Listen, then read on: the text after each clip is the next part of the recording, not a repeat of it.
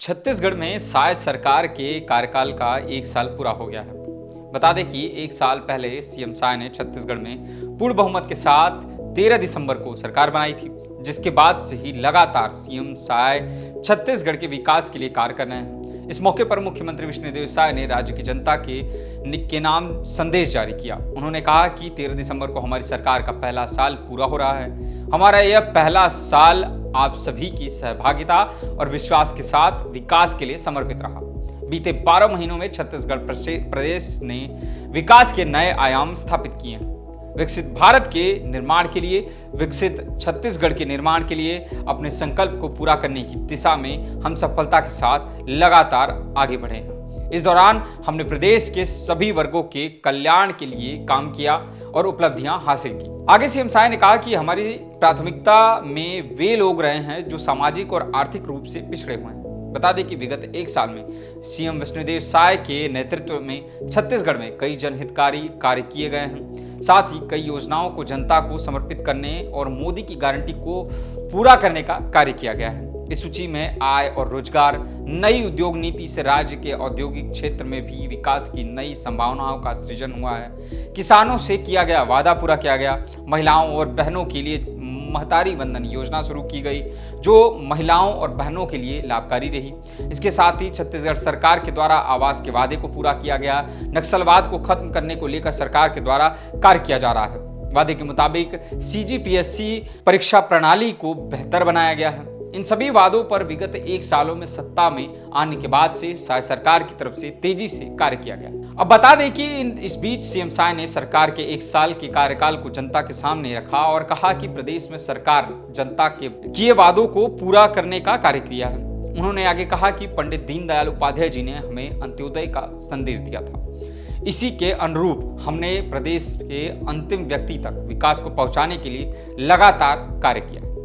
हमने राज्य के जनजातीय समाज के गौरव को फिर से ऊंचाई पर स्थापित करने में सफलता प्राप्त की है। उनकी आय और रोजगार में वृद्धि के लिए अनेक कदम उठाए गए। तेंदुपत्ता संग्रहण दर 4,000 रुपए मानक बोरा से बढ़ाकर 5,500 रुपए मानक बोरा कर दिया गया।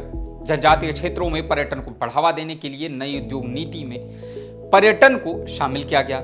आगे सीएम साय ने छत्तीसगढ़ के विकास और 1 साल के कार्यकाल को बताते हुए कहा कि हमारी नई उद्योग नीति से राज्य के औद्योगिक क्षेत्र में भी विकास की नई संभावनाओं का सृजन हुआ है। यह नीति प्रदेश की अर्थव्यवस्था को मजबूत करेगी और जाहिर तौर पर यह देखने को 1 साल में मिला है कि छत्तीसगढ़ में विकास के कार्य काफी तेजी के साथ हो रहे हैं और कई जो वादे हैं उनको लगातार पूरे किए गए हैं। हमने और आगे छत्तीसगढ़ के विकास के कार्यों पर सीएम साय ने बोलते हुए कहा कि हमने इस नीति को रोजगार परक बनाया है। हमने किसान से किया गया वादा पूरा करते हुए 3100 रुपए प्रति क्विंटल की दर से और 21 क्विंटल प्रति एकड़ की मान से धान की खरीदी की है। प्रदेश की माताओं बहनों से किए गए वादे को भी पूरा किया गया है और महतारी वंदन योजना उनके लिए शुरू की गई। इसका लाभ जो है वो 70 लाख माताओं बहनों को सीधे तौर पर मिल रहा है। सीएम साय ने आगे अपनी बात रखते हुए कहा कि जरूरतमंद परिवारों के लिए 18 लाख प्रधानमंत्री आवास उपलब्ध कराने के अपने वादे को पूरा करने के लिए सरकार बनने के दूसरे ही दिन कैबिनेट की बैठक में निर्णय लिया गया था। इस निर्णय पर तेजी से अमल करते हुए आवासों के निर्माण के लिए बड़ी राशि भी जारी की गई। इस तरह हमने प्रधानमंत्री नरेंद्र मोदी जी की अधिकांश गारंटियों को 1 साल के भीतर पूरा किया है।